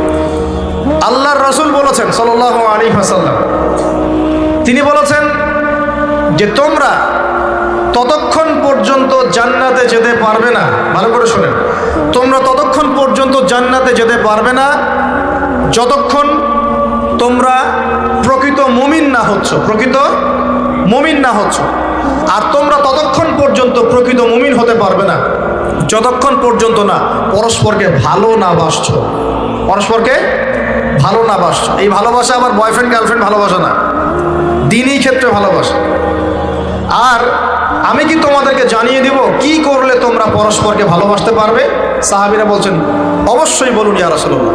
নবীজি বলছেন তোমরা একে অপরকে সালাম দেওয়ার অভ্যাস করো, ইনশাআল্লাহ তোমরা একে অপরকে ভালোবাসতে পারো। ইসলামের সৌন্দর্য দুটা, কয়টা ভাই? বেশি বেশি মানুষকে সালাম দেয়া এবং মানুষকে খাবার খাওয়ানো। কি খাওয়ানো? আরেকটা মনে রাখবেন, কিয়ামতের আগে আগে মানুষ বাছাইকৃত মানুষকে সালাম দিবে, সবাইকে সালাম দিবে। চলছে কিনা সমাজে? কিয়ামত দূরে না কাছে? এটা আজকে আলোচনার টপিক না, তাহলে আমি বলতাম যে কতগুলো আলামত আপনি দেখতে পাবেন। এখন আমরা বুঝতে পারলাম এই রাতের ফজিলত আছে, আছে কি নাই? এই রাতের ফজিলত কি? আল্লাহ পাক এই রাতে অগণিত বান্দাকে মাফ করে দেবেন ইনশাআল্লাহ। তবে কোন কোন মানুষকে মাফ করবেন না? এক নম্বর যারা মুশরিক বা শিরক করে, দুই নম্বর যারা একে অপরের প্রতি কি বলেন মুশাহিন, বিদ্বেষ, হিংসা বিদ্বেষ পোষণ করে। এই দুই শ্রেণীর মানুষের অন্তর্ভুক্ত হওয়া থেকে আল্লাহ আমাদেরকে বাঁচাক, আমিন। এরপরে দুর্বল হাদিসগুলো বা যেগুলো একদম দুর্বল সনদের, সেগুলোর মধ্যে অতিরিক্ত এসেছে আত্মীয়তার সম্পর্ক ছিন্ন করলে মাপ পাচ্ছে না, আত্মহত্যা করলে মাপ পাচ্ছে না, জেনা করলে মাপ পাচ্ছে না, মাদকদ্রব্য সেবন করলে মাপ পাচ্ছে না। এই পাপগুলো থেকেও আল্লাহ পাক আমাদেরকে বাঁচিয়ে রাখুন বলি আমি। এখন কিভাবে এই রাতে আমরা ইবাদত করব জানার দরকার কিনা? তার আগে ইবাদত কবুলের কয় শর্ত বলেছে? 3। আল্লাহর সন্তুষ্টির জন্য হতে হবে, নবীর সুন্নাহ মাফিক হতে হবে, এবং 3 নম্বর হচ্ছে হালাল রিজিক থাকতে হবে, হারাম খেয়ে ইবাদত করা যাবে না। এখন আসেন, কোন হাদিসের মধ্যে স্পেসিফিকলি বলা নাই যে এই রাতে এই এই এই এই ইবাদত করতে হবে, কোন হাদিসের মধ্যে পাওয়া যায় না। কথা বোঝার চেষ্টা করুন। যেমন লাইলাতুল কদর সম্পর্কে বলা হচ্ছে না, যে লাইলাতুল কদরে যারা কিয়াম করবে, দিনে সিয়াম রাখবে, রাতে কিয়াম করবে, কোরআন তেলাওয়াত করবে, কোরআন দিয়ে কিয়াম করবে, আল্লাহ ওদেরকে মাফ করে দিবেন। এটা আমল দেওয়া আছে। লাইলাতুল কদরে নবী সাল্লাল্লাহু আলাইহি ওয়াসাল্লাম যা করতেন সেগুলোর মধ্যে আমল দেওয়া আছে। এই নিসফু মিনা শাবানের মধ্যে স্পেসিফিকলি এভাবে হাদিসের মধ্যে উল্লেখ করা নাই এই এই এই এই আমলগুলো। এটা খুঁজে খুঁজে আমাদেরকে বের করতে হয়। খুঁজে খুঁজে কেমন? নবী সাল্লাল্লাহু আলাইহি ওয়াসাল্লাম দোয়া করছিলেন মৃতদের জন্য, করছিলেন না? তাহলে এটা একটা আমল পাওয়া গেল। নবী সাল্লাল্লাহু আলাইহি ওয়াসাল্লাম নামাজে ছিলেন, সেজদারত অবস্থায় ওই যে আয়েশা রাদিয়াল্লাহু আনহা টোকা দিলেন, দিয়ে বললেন আমি ভাবছিলাম তার ইন্তেকাল হয়ে গেছে কিনা, তার মানে বুঝলাম যে আপনি নামাজ পড়তে পারেন। এরপরে আল্লাহ পাকের কাছে ক্ষমা চাইতে পারেন, কারণ এই মাসে আল্লাহ পাক আপনাকে এই রাতে আল্লাহ আপনাকে ক্ষমা করবেন, এই রাতে আল্লাহ ক্ষমা করবেন। এখন এটাকে বলা হয় প্রশস্ততা। ব্যক্তিগতভাবে এখানে আপনাকে প্রশস্ত এখতিয়ার দেয়া হয়েছে। ব্যক্তিগতভাবে আপনাকে আল্লাহ পাক তার রাসূলের মাধ্যমে এই শরীয়তে এই রাতের আমলের জন্য একটা প্রশস্ত এখতিয়ার দিয়েছেন। আপনি রাসূল সাল্লাল্লাহু আলাইহি ওয়াসাল্লামের সুন্নাহ মাফিক যে কোনো ভালো কাজ করতে পারেন, কিন্তু নির্দিষ্ট করে আপনাকে দেওয়া হয় নাই যে আপনাকে 100 রাকাতই পড়তে হবে, আপনাকে 200 রাকাতই পড়তে হবে, আপনাকে 10 রাকাতই পড়তে হবে, আপনাকে 1 খতমই দিতে হবে। এরকম নির্দিষ্ট করে আপনাকে কিছু দেওয়া হয়। আপনি এখন চাইলে সুন্দর করে অজু করলেন, অজু করে মাশাআল্লাহ আতর খুশবু ব্যবহার করতে পারেন, পরে সুন্দর জামা পরলেন, পরে আপনি আল্লাহর স্মরণে নামাজ আদায় করলেন। এখন ফরজ নামাজ আগে না নফল আগে? ফরজ আগে না নফল আগে? এই আমলগুলো ফরজ না নফল? এগুলো নফল। আগে তো ফরজ পড়তে হবে নাকি? 5 ওয়াক্ত ফরজ নামাজ তো আগে, তারপরে আপনি নফলে আসেন। আমাদের জীবনে কোনটার গুরুত্ব সবচেয়ে বেশি? ফরজ ঠিক না থাকলে নফল দিয়ে কাজ হবে? তো ফরজ ঠিক করার পরে আপনি এখন অতিরিক্ত আমল করার চেষ্টা করছেন, সুন্দর কাপড় চোপড় পরেছেন আপনি, মাশাআল্লাহ পাক পবিত্র হয়েছেন, আদর খুশবু ব্যবহার করেছেন, আপনি নীরবে নিভৃত আল্লাহকে ডাকছেন নামাজের মতো, লম্বা করে সুন্দর করে নামাজ পড়ছেন, আপনি একটু কোরআন তেলাওয়াত করছেন, আলহামদুলিল্লাহ। আপনি এই রাতে মৃতদের জন্য দোয়া করলেন, নিজের জন্য দোয়া করলেন, পরিবারের জন্য দোয়া করলেন, আপনি তাসবিহ তাহলিল করলেন, যদি আপনাকে আল্লাহ সামর্থ্য দেন আপনি কিছু দান সাদাকা করেছেন, আপনি বিভিন্ন রকম ভালো কাজে আপনি নিজেকে মানে এঙ্গেজ রাখতে পারেন, নিজেকে বিভিন্ন ভালো কাজে আপনি নিজেকে সম্পৃক্ত রাখতে পারেন। এভাবে আপনি রাতটাকে একটা উৎসাহে পার করতে পারেন। কিন্তু আমরা যে ঘটা করে অনেকগুলো কাজ করি না, ঘটা করে হালুয়া রুটি সামাই টামাই এই সেই আলোকসজ্জা অমুক তমুক দল বেঁধে কবরস্থান, এই আমলগুলো নবী এবং সাহাবীদের থেকে প্রমাণ হয়। আমি কি বুঝতে পারছি? আমল করতে আপনাকে নিষেধ করা হয় নাই, কিন্তু বাড়াবাড়ি করবেন না, ছাড়াছাড়ি করবেন না, মধ্যমপন্থী থাকেন। ব্যক্তিগতভাবে আপনি আপনার মতো করে আমল করতে পারেন, আপনাকে ইখতিয়ার প্রশস্ততা দেওয়া হয়েছে। আপনি একটু নামাজ পড়েন, একটু তেলাওয়াত করেন, একটু জিকির করেন, দোয়া করেন, আপনি আল্লাহর কাছে চেয়ে নেন। আরেকটা হাদিস আছে, এই রাতে আল্লাহ রাব্বুল আলামিন প্রথম আসমানে নেমে আসেন। সুবহানাল্লাহ। আল্লাহ পাক কেমন করে নেমে আসেন এটা আমাদের ব্যাখ্যার বাইরে, আর এটা সত্তাগতভাবে না, আল্লাহ পাকের রহমান নেমে আসেন। আল্লাহ পাক আহ্বান করতে থাকেন, কে আছে আমার কাছে কিছু চাইবে আমি তাকে দিব, কে আছো আমার কাছে ক্ষমা চাইবে আমি মাফ করে দিব, কে আছো আমাকে ডাকবে আমি তার ডাকে সাড়া দিব। সুবহানাল্লাহ। আল্লাহ পাক এই পুরো রাত বলতে থাকেন। আরেকটা কথা মনে রাখবেন, এভাবে কিন্তু আল্লাহ পাক প্রত্যেক রাতেই বলতে থাকেন, শুধু এই একটা রাতেই নয়, প্রত্যেক রাতেই আল্লাহ পাক বলতে থাকেন। কিন্তু এই রাতে স্পেশালি আল্লাহ পাক অগণিত মানুষকে মাফ করে দিবেন ইনশাআল্লাহ। তা আমরা আল্লাহর কাছে দোয়া করি, আল্লাহ পাক আমাদের সবাইকে যেন সুস্থতার সাথে শাবান মাসে বেশি বেশি রোজা রাখার তৌফিক দান করেন, এবং যে আমলগুলো সুন্নাহ সম্মত, এই সুন্নাহ সম্মত আমলগুলো আল্লাহ আমাদের করার তৌফিক দান করেন। বাড়াবাড়ি পর্যায়ে চলে যাবেন না, একবার ছাড়াছাড়ি পর্যায়ে চলে যাবেন, মধ্যমপন্থী থাকেন, রাতের ফজিলতটাকে আল্লাহর কাছে চেয়ে নেন, এবং আল্লাহর কাছে মাফ পাওয়ার জন্য যে পাপগুলোকে ছাড়তে হবে, যেমন শিরক, হিংসা বিদ্বেষ ইত্যাদি ইত্যাদি, এই পাপগুলোকে ছেড়ে দিয়ে আল্লাহর কাছে নিজেকে প্রমাণ করার চেষ্টা করি। আল্লাহ পাক আমাদের সবাইকে তৌফিক দান করুন, বলি আমিন। আমি আপনাদের কাছে দুনিয়াবি স্বার্থে কথাগুলো বলতেছি না, ওয়াল্লাহি আল্লাহর সন্তুষ্টি ছাড়া আমার এই কথাগুলো বলার পিছনে কোনো স্বার্থ নাই। আল্লাহর কসম করে বলতেছি যে ওখানে যারা লড়াই করতেছে এরা সত্যিকারের মুজাহিদ, এদের মতো ভালো মানুষ, সৎ মানুষ এবং সাহসী মানুষ আল্লাহর জমিন এখন আর কেউ বেঁচে নাই।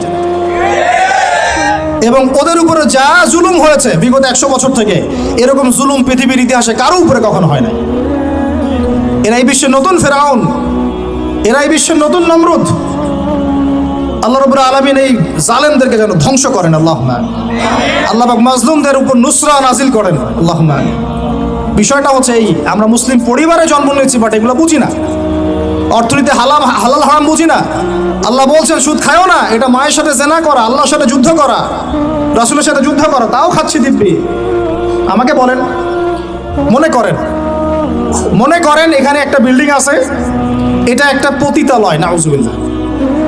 এটা বুঝি কি পতিতালয় কি জিনিস বুঝেন তো? মাদ্রাসায় পড়ান, মাদ্রাসায় পড়িয়ে আপনি মাসিক অনারিয়াম নিতে পারবেন, সমস্যা নাই। বা সরকারি কোনো জব করেন, সৎ থাকেন, দুর্নীতি করেন না, ঘুষ খায়েন না, যতটুকু সরকার দিচ্ছেন নিয়ে নেন, ব্যাস ঠিক আছে, কোনো সমস্যা নাই। মালের যাকাত আদায় করেন, যার যার হক তাকে তাকে দেন, ইনশাল্লাহ কোনো প্রবলেম নাই। আল্লাহর দোহাই লাগে ভাই সুদের কাছে যায় না, আল্লাহর দোহাই লাগে ভাই কিসের কাছে যায় না? আমার সাথে বলেন, আমরা সুদ থেকে তওবা করতেছি। হে আল্লাহ, আমরা সুদ থেকে তওবা করছি। হে আল্লাহ, আমরা শিরক থেকে তওবা করছি। হে আল্লাহ, আমরা বেদাত থেকে তওবা করছি। আমরা হারাম খাওয়া থেকে তওবা করছি, জেনা থেকে তওবা করছি, আমরা ব্যভিচার থেকে তওবা করছি, বেনামাজি থেকে তওবা করছি, যাকাত না দেওয়া থেকে তওবা করছি, সমস্ত কবিরা গুনাহ থেকে তওবা করছি। অটল থাকতে পারবেন তো ইনশাআল্লাহ? যদি ওয়াজ এক কান দিয়ে ঢুকে আর এক কানে বের করে দেন, আমার এখানে আসাও মূল্যহীন, আপনার এখানে আসাও মূল্যহীন, এই আয়োজনের কোনো মূল্য থাকবে না। বরং কালকে আমাদের মাঠে এই মাটিটা যেখানে বসে আছি আমরা এখন, এই আমার চেয়ারের নিচের মাটি, আপনার বসার স্থানের নিচের মাটি, আল্লাহর কাছে অভিযোগ পেশ করুন। এইখানে এই আলোচনা হয়েছিল, তারপরেও তারা সংশোধিত হয় নাই। আর আমার জন্য আরও বড় বিপদ, দোয়া করবেন যেন আমি এই বিপদ থেকে নিজেকে রক্ষা করতে পারি। যা বলেছি তার উপরে নিজেকে আমল করতে হবে, আল্লাহ পাক আমাকে তৌফিক দান করুন, আপনাদের সবাইকে তৌফিক দান করুন। মুসলিম পরিবারে জন্ম নিয়ে ভাই ইসলামের মর্মটা বোঝার চেষ্টা করি। আল্লাহ পাক তৌফিক দান করুন। কালিমা শিখবেন, তাওহীদ শিখবেন, সুন্নত শিখবেন, হালাল খাবেন। আল্লাহ পাক তৌফিক দান করুন। যুবক ভাইরা চরিত্র হেফাজত করার চেষ্টা করি। যুবক ভাইরা চরিত্র হেফাজত করার চেষ্টা করি। হালাল রিজিকের পিছনে ছুটি, হালাল রিজিক হয়ে গেলেই বুক ফুলিয়ে বিয়ে করে ফেলবেন। এবার হাসতে পারেন, অনেক ধমক দিছি। হালাল রিজিক হয়ে গেলেই একটা বয়স সীমা দেয়া আছে, আচ্ছা ঠিক আছে মানলাম, রাষ্ট্রে থাকেন কিছু বিষয় মানতে হবে, না হলে আপনার গন্তব্য হবে ওই 14 শিখের পিছনে। অতএব 14 শিখের পিছনে যাওয়ার চাইতে আচ্ছা মেনে নিলাম 18-21 না 18-23, আমি জানি না কত, 18-21, আচ্ছা ঠিক আছে সমস্যা নাই, নেন, মানেন, তাও মানেন। হালাল রিজিক হয়ে গেছে, বয়স হয়ে গেছে, মেয়ের পিছনে না ঘুরে বুক ফুলিয়ে বিয়ে করে ফেলবেন। বিয়ের আগে পরিবারে বুঝাবেন, বুঝাতে বুঝাতে যদি কাজ না হয় তারপর বিদ্রোহ হবে ইনশাআল্লাহ। আর মনে রাখবেন প্রত্যেক বিদ্রোহের পরেই সফলতা আসে, ঠিক আছে? আচ্ছা মাশাআল্লাহ। আরেকটা নসিহত করে দিই, এটা আমার অন্যতম শ্রেষ্ঠ একটা অভিজ্ঞতা আর কি। সবসময় বোরখা দেখে পাগল হয়ে যাবেন না, কারণ সব বোরখার পিছনেই দিনদার মেয়ে থাকবে জরুরি না। দিনদার মেয়ে পাবেন কোথায় তাহলে? প্রত্যেক মাদ্রাসার মেয়ে দিনদার হবে নট নেসেসারি। জেনারেল শিক্ষায় শিক্ষিত মেয়েও দিনদার হতে পারে, সেও দিনদার হতে পারে, বুঝ থাকতে পারে। এটা সম্পূর্ণ ভাই ভাগ্যের ব্যাপার। কিসের ব্যাপার? এটা এর উপর আমার আর কিছু বলার নাই, এটা সম্পূর্ণ ভাগ্যের ব্যাপার। আপনি হাজার বার পরখ করে দেখে শুনে করার পরেও পস্তাতে পারেন, এটা হতে পারে, আল্লাহ না করুক। তো এটা কিসের ব্যাপার? অতএব তাকদির যে লিখেছেন তার সাথে যোগাযোগ করেন ইনশাআল্লাহ। কিভাবে? ইস্তেখারার মাধ্যমে, কিভাবে নফল নামাজের মাধ্যমে, কিভাবে সেজদায়, কিভাবে হাত তুলে তাহাজ্জুদে দোয়া করবেন, রব্বানা হাব লানা মিন আজওয়াজিনা ওয়া যুররিয়াতিনা কুররাতা আয়ুন ওয়াজআলনা লিল মুত্তাকিনা ইমামা। এই দোয়া চলবে। অতএব এই ডিসিশনটাতে ভুল করা যাবে না। একবার যদি এই ডিসিশনে ভুল করেন সারা জীবন পস্তাতে হবে। আমরা কি মুসলিম পরিবারে জন্ম নেওয়ার মর্মটা বুঝতে পারছি ভাই? আচ্ছা আরেকটা কথা বলি, দেখেন এই কথাটা একটু ভালো করে শুনেন, তারপরে আমি পরের অংশে আসছি। এখানে আমার কিছু বলার আছে, তারপরে আমি শেষ করে দেবেন। সময় আছে তো? আচ্ছা শোনেন, চাচা আবু তলেবের নাম শুনেছেন? কে ছিলেন?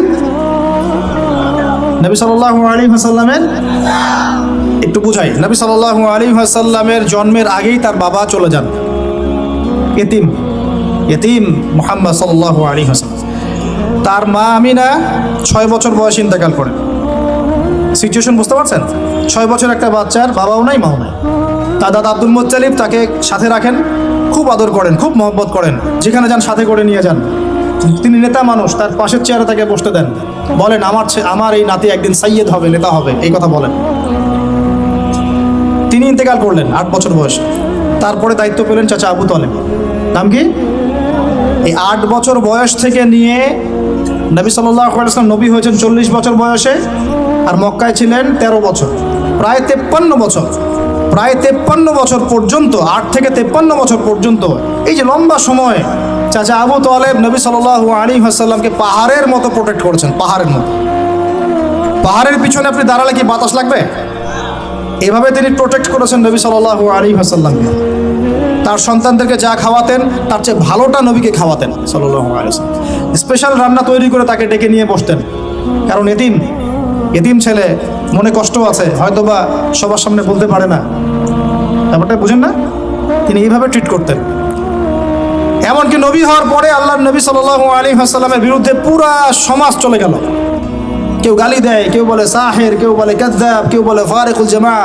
মানুষ গালিগালাজ শুরু করলো, নিন্দা গীবত তহমত শুরু করলো, অর্থনৈতিক বয়কট শুরু করলো, সামাজিকভাবে বয়কট করা শুরু করলো। এমন কোনো অত্যাচার নাই যা নবী সাল্লাল্লাহু আলাইহি ওয়াসাল্লামকে করা হয় নাই। বুঝতে পারছেন কথা?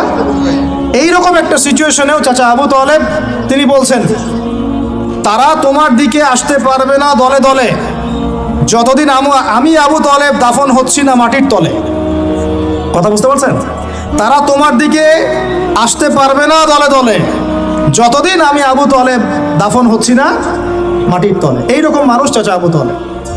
মানে আমরা যারা এখানে উপস্থিত আছি, বাংলাদেশে 16 কোটি মুসলমান, সারা বিশ্বের যে এত কোটি মুসলমান, তার মধ্যে বেশিরভাগ মানুষ, এই বেশিরভাগ মানুষকে যদি আপনি এক পাল্লায় রাখেন, চাচা আবু তালেবের অবদানটাকে আরেক পাল্লায় রাখেন, ওই পাল্লা ভারী হবে ইনশাআল্লাহ।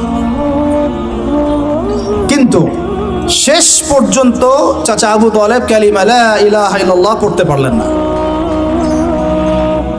কথা কি বুঝতে পারতেছেন ভাই? নবী সাল্লাল্লাহু আলাইহি ওয়াসাল্লাম বারবার বলতেছেন, চাচা খালি একটাবার কালিমা পড়েন, আমি আল্লাহর কাছে আপনার জন্য সুপারিশ করব, আমি আপনাকে জান্নাতে নিয়ে যাব, আমি আপনাকে জান্নাতে নিয়ে যাব। চাচা খালি একটাবার সাক্ষ্য দেন, শাহাদা দেন, হলো না। হাদিসের মধ্যে আসছে চাচা আবু তালেবকে জাহান্নামের সবচেয়ে উঁচু স্থানে রাখা হবে, যেখানে তার পায়ের গোড়ালি বা টাকনু পর্যন্ত আগুনে পুড়বে, এতেই তার মগজ টকবক করে ফুটতে থাকবে। নাউযুবিল্লাহ। নবী সাল্লাল্লাহু আলাইহি ওয়াসাল্লাম বলছেন, আমি যদি না থাকতাম তাহলে আমার চাচাকে আরো নিচে রাখা হতো। এত কিছু করার পরেও ইসলাম কবুল না করার কারণে এই অবস্থা হলো। এখন কি ভাই আমি বুঝতে পারছি যে আল্লাহ পাক যে আমাদেরকে বিনা জিজ্ঞাসাবাদ করেই মুসলিম পরিবারে জন্ম দিয়েছেন, আল্লাহ পাক আমাদের উপর কত রহম করেছেন, আমাদের কত কৃতজ্ঞতা স্বীকার করা উচিত। বিশ্বাস করেন, আমাদের যে সকালবেলা টয়লেট হয় না, ওয়াশরুমে যান টয়লেট করেন, আলী ইবনে আবি তালেব রাদিয়াল্লাহু আনহু এরকম বাথরুম থেকে বের হয়ে পেটে হাত দিয়ে বলতেন, মানুষ যদি জানতো এই যে শুধু ক্লিয়ার করে টয়লেট হওয়াটা কত বড় নেয়ামত আল্লাহ পাকের, তাহলেও সারা জীবন সেজদায় পড়ে থাকতো। আমরা এগুলো বুঝি না, শ্বাস নেওয়ার নেয়ামত বুঝি না, পানি পান করছি, পানি আল্লাহ পাক দিয়েছেন, এটার নেয়ামত বুঝি না, গরম পানিতে ওযু করে আসলেন নেয়ামত বুঝি না, সুস্থ আছি নেয়ামত বুঝি না, প্রত্যেকটা অর্গান ভালো আছে শরীরের নেয়ামত বুঝি না, রক্ত চলতেছে নেয়ামত বুঝি না। আমরা আল্লাহ পাকের নেয়ামতই বুঝি না, শুকরিয়া আদায় করি না। আর ওই যে কালিমা লা ইলাহা ইল্লাল্লাহ আল্লাহ পাক পড়ার তৌফিক দিয়ে মুসলিম বানিয়েছেন, এটা তো মোটেই বুঝি না। কত বড় নেয়ামত আল্লাহ দিয়েছেন আর কত ইহসান আল্লাহ করেছেন। এইটা জাস্ট আজকের লেকচার শুনে বুঝে বাসায় চলে যান, তাহলে ইনশাল্লাহ আপনার একটা কৃতজ্ঞতাপূর্ণ হৃদয় সৃষ্টি হবে, এবং এই হৃদয়টা সৃষ্টি হলে পরেই আপনি আল্লাহর দিকে ফিরে আসবেন ইনশাআল্লাহ। তো যুবক ভাই, আমি যে এত পাপ করলাম সারা জীবনেও, তারপরেও যে আল্লাহ পাক আপনার উপর আমার উপর শাস্তি নাজিল করেন নাই, এই ঋণটা কি আমি শোধ করতে পারবো কিনা? বলেন, আমার সাথে কথা বলেন, পারবো আমরা? এই যে সারা জীবন সুদ খেয়ে যাচ্ছেন, আল্লাহ যে গজব এখনো দেন নাই, আমি কি এই ঋণটা শোধ করতে পারবো?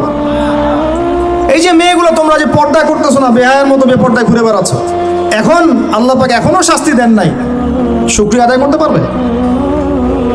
এতদিন চলে গেল, শত শত রাকাত নামাজ বাকি আছে, রোজা বাকি আছে, হজ ফরজ হয়েছে, হজ করেন না, যাকাত সেই কবে ফরজ হয়েছে, যাকাত দেন না, আল্লাহর জন্য একটু দান সাদাকা করব, একটু মসজিদ মাদ্রাসায় কন্ট্রিবিউট করব, ইত্যাদি ইত্যাদি সমাজ কল্যাণমূলক কাজ করছি না।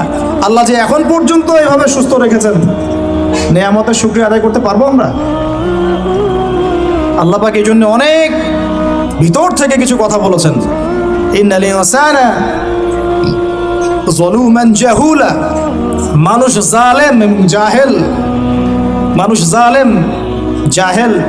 সূরা আদিয়াতের মধ্যেও আছে, ওয়াল আদিয়াতু দাবহান, তারপর কি ফাল মুগরিয়াতি কদহান ফাল মুগীরাতি সুবহা ফাআথারনা বিহি নাকআন ফাওয়াসাতনা বিহি জামআ। এরপরে আছে ইন্নাল ইনসানা লিরাব্বিহি লাকানুত, নিশ্চয়ই মানুষ তার রবের প্রতি চরম চরম চরম অকৃতজ্ঞ। আল্লাহ পাক বলেছেন, লা ইন শাকারতুম লা ইয়াজিদান্নাকুম, কৃতজ্ঞ হও নিয়ামত বাড়িয়ে দিব ইনশাআল্লাহ। কৃতজ্ঞতা একটা দোয়া আমার সাথে পড়েন, আলহামদুলিল্লাহ হামদান কাসীরান তাইয়িবান মুবারাকান ফি, আলহামদুলিল্লাহ কামা ইয়ানবাগি লিজালালি ওয়াজহিক ওয়া আযীমি সুলতানিক, আল্লাহুম্মা সাল্লি আলা মুহাম্মাদ সাল্লাল্লাহু আলাইহি। প্রিয় ভাইরা, অনেক রাত গভীর করব না, মূল কথাগুলো এটুক, আল্লাহ রাব্বুল আলামিন আমাদের সবাইকে যেন মুসলিম পরিবারে জন্মগ্রহণ করতে পারার এই নেয়ামতের শুকরিয়া আদায় করার তৌফিক দান করে। শুকরিয়া আদায় করব কিভাবে ভাই? 5 ওয়াক্ত নামাজ দিয়ে শুরু করতে হবে। নামাজ নাই ইসলাম নাই, নামাজ নাই ইসলাম নাই। নামাজ না পড়ে 14 বার জানাজার নামাজ পড়ালেও সে ব্যক্তি জান্নাতে যেতে পারবে না। বেনামাজি ব্যক্তি, হাদিসের পরিভাষা তাকে কাফের বলা হচ্ছে। কি বলা হচ্ছে? তাহলে এখন কি করব? তওবা করে ফিরে এসে কাজা আদায় করার চেষ্টা করবো ইনশাআল্লাহ। এখন থেকে যেন কোনো নামাজ কাজা না হয় এবং ছুটে না যায়। আল্লাহ পাক যেন সেভাবে নামাজ পড়ার তৌফিক দান করেন। এবং নামাজ 4G 3G 5G হবে না, নামাজ ধীর স্থিরভাবে হবে। প্রত্যেকটা বিষয় উপলব্ধি করে সালাত আদায় করবো ইনশাআল্লাহ। আর নামাজের মধ্যে আমরা যা পড়ি এর অর্থগুলো বোঝার চেষ্টা করবো ইনশাআল্লাহ। ঠিক আছে ভাই? নামাজ দিয়ে শুরু হবে। দেন তলাবুল ইলম, ইলম অর্জন করবেন। এই ইলম নিয়ে কথা বলে শেষ করে দিব। ইলম অর্জন করবেন কি না? ইলম অর্জন করা মুস্তাহাব না নফল না সুন্নাহ? নবী সাল্লাল্লাহু আলাইহি ওয়াসাল্লাম বলেছেন তলাবুল ইলমি ফরিদাতুন আলা কুল্লি মুসলিম। প্রত্যেক মুসলমানের উপরে দ্বীনের জ্ঞান অর্জন করাটা ভাই কি? ফরজ। তাহলে আমরা জ্ঞান অর্জন করবো তো ইনশাআল্লাহ। ডক্টর হতে বাধা নাই, ইঞ্জিনিয়ার হতে বাধা নাই, রাজনৈতিক নেতা হতেও কোনো বাধা নাই, অর্থনীতিবিদ হতে কোনো বাধা নাই, কিন্তু কোরআন সুন্নাহর শিক্ষা বিবর্জিত করে নয়। কোরআন সুন্নাহর শিক্ষাকে বুকে ধারণ করেই একদম ছোটবেলা থেকেই কোরআন শিখতে হবে। আল্লাহ পাক তৌফিক দান করুন। আর কোরআন শিখতে হবে অনলাইন অফলাইনে অনেক কোর্স হয়, এগুলো করেন। অ্যাটলিস্ট কোরআন বোঝার জন্য যতটুকু আরবি দরকার, যতটুকু ভাষা জ্ঞান দরকার, ব্যাকরণ দরকার, এইটুকু অর্জন করেন। আমি আপনাকে মুফতি মুহাদ্দিস হতে বলছি না। পারবেন কিনা ভাই? পারা যাবে তো ইনশাআল্লাহ। আল্লাহ পাক তৌফিক ইনায়াত করুন বলি আমিন। কোরআনের ভাষার ভিতরে ঢুকতে না পারলে ভাই আপনি কোরআনের স্বাদ অনুভব করতে পারবেন না, স্বাদ অনুভব করতে পারবেন না। আল্লাহ বলছেন লাউ আনজালনা হাযাল কুরআন আলা জাবাল লা রাআইতাহু খাশিআম মুতাসাদ্দিআম মিন খাশিয়াতিল্লাহ। কোরআনকে তোমার সিনায় নাজিল না করে পাহাড়ে নাজিল করলে পাহাড় আল্লাহর ভয়ে নতজানু হয়ে যেত, থরথর করে কাঁপতো। তো সেই কোরআন আমরা তেলাওয়াত করে কখনো চোখ দিয়ে পানি বের হয় না? হয় না? বের হয় না? হয় না? কখনো হয় না। কারণ কোরআন পড়েও আমরা উপলব্ধি করতে পারি না, অর্থ জানি না। কোরআন পড়েও অর্থ বুঝি না বলেই কখনো চোখ দিয়ে পানি বের হচ্ছে না। দোয়াগুলো পড়ছি অর্থ বুঝি না বলেই দোয়ার মধ্যে স্বাদ আসে না, সেই নূর পাই না, সেই মারেফত অর্জিত হয় না। আর আস্তে আস্তে এই শিক্ষাগুলো থেকে আমাদেরকে সরিয়ে দেওয়া হচ্ছে। ব্যক্তিগত উদ্যোগে হোক, যেভাবে হোক, আপনাকে কোরআন শিখতেই হবে। এ তাগাদা আপনার, এই ফিকির আপনার। ইনশাআল্লাহ ফিকির আপনি করেন, রাস্তা আল্লাহ দেখাবেন ইনশাআল্লাহ। আল্লাহ পাক তৌফিক দান করুন। এর পাশাপাশি আল্লাহ ওয়ালাদের সাথে থাকবো, সুন্নাহ ভিত্তিক জীবনযাপন করবো ইনশাআল্লাহ। রাজি আছি তো ইনশাআল্লাহ? সবার চেহারায় দাঁড়িয়ে থাকবে তো ইনশাআল্লাহ? প্যান্ট টাকনুর উপরে উঠবে তো ইনশাআল্লাহ? আমরা হারাম সম্পর্কগুলো ত্যাগ করতে পারবো তো ইনশাআল্লাহ? হালাল সম্পর্কে থাকবো তো ইনশাআল্লাহ? হালাল রিজিক খাবো তো ইনশাআল্লাহ? সুদের কাছে যাব, জেনার কাছে যাব, ঘুষের কাছে যাব? আমরা দুর্নীতি করব? আমরা পিতামাতাকে অপমান করব? আমরা কি কোরআন এবং হাদিসের শিক্ষাকে বাদ দিয়ে শিক্ষা অর্জন করব? আল্লাহ পাক যে কথাগুলো আমরা বললাম তার উপরে আমল করা তৌফিক দান করুন। ওয়াল্লাহু শাহীদুন বাইনি ওয়া বাইনাকুম। ঠিক আছে? আল্লাহ আমার এবং আপনাদের মাঝখানে সাক্ষী। ওয়া হুয়া শাহীদুন বাইনানা ওয়া কাফা বিল্লাহি শাহীদা। আল্লাহ পাকই আমাদের সাক্ষী, তিনিই সাক্ষী হিসেবে যথেষ্ট। ঠিক আছে? এবার আসেন শেষ পয়েন্ট। একটু বসেন, বিশৃঙ্খলা করেন না প্লিজ। আর 10 মিনিট সময় নিব ইনশাআল্লাহ। ঠিক আছে ভাই? ঠিক আছে? আচ্ছা, এখন আসেন আমার দিকে একটু মনোযোগ দেন, একটু মনোযোগ দেন। 10টা মিনিট সময় দেন। আমাকে বলেন, আল্লাহর নবী সাল্লাল্লাহু আলাইহি ওয়াসাল্লাম যেই যুগে জন্ম নিয়েছেন যুগটার নাম কি বলেন? এখন শোনেন, ওই যুগে শিরক ছিল। কি ছিল? ওই যুগে সুদ ছিল। কি ছিল? ওই যুগে জেনা ছিল। কি ছিল? ওই যুগে মারামারি দাঙ্গা হাঙ্গামা ছিল। ঠিক আছে? ওই যুগে মাদক ছিল আর নারী জাতির অবমাননা ছিল। এখনকার যুগে আছে না নাই? বেশি না কম? অনেক বেশি না অনেক কম? আচ্ছা, ওই সমাজটা আল্লাহর নবী পরিবর্তন করেছেন কি না? কত বছর সময় লাগছে? কত বছর? মাত্র 23 বছর, যার প্রথম 13 বছর মক্কায়, পরের 10 বছর বলেন, প্রথম 10 বছর মক্কায়, পরের 10 বছর মদিনায়। নিজের মন গড়া বুদ্ধি দিয়ে করেছেন না আল্লাহর ওহী দিয়ে করেছেন? আবার বলি, নিজের মন গড়া বুদ্ধি দিয়ে করেছেন, নিজের প্রবৃত্তির অনুসরণ দিয়ে করেছেন, মানব রচিত আইন কানুন দিয়ে করেছেন, নাকি আল্লাহ পাকের বিধান দিয়ে করেছেন? আল্লাহ পাকের সেই বিধানের নাম কি? তাওরাত, জাবুর, ইনজিল না কোরআন? তাওরাত, জাবুর, ইনজিল আগে ছিল না ছিল না? ওগুলো এই যুগে চলবে না চলবে না?